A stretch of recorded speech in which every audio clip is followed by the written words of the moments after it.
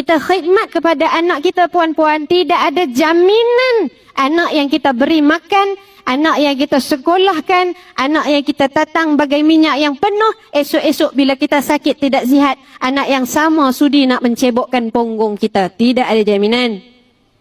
Tidak ada pun jaminan anak yang sama ini juga sudi nak memandikan jenazah kita bila kita meninggal dunia. Tak ada jaminan.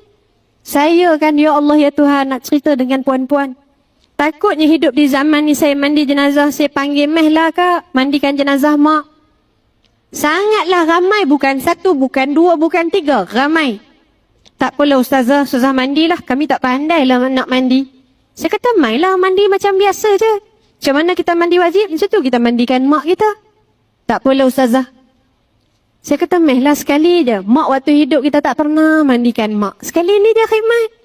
Tak apalah ustazah, ustazah urus je lah, nanti ustazah bagi resit je, kita orang bayar adik-beradik. Puan-puan, saya kata ya Allah, depan jenazah mak, gamak anak-anak sebut macam tu.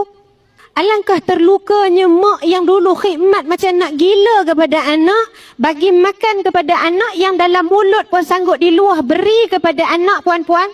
Dia jaga anak dia tapi dia tertinggal nak jaga solat dia, tertinggal dengan Quran dia, tertinggal tak sempat bangun malam kerana anak je puan-puan. Akhirnya bila meninggal dunia, anak tak kisah pun mak dia nak dimandikan dengan mana, dengan siapa puan-puan. Pasti.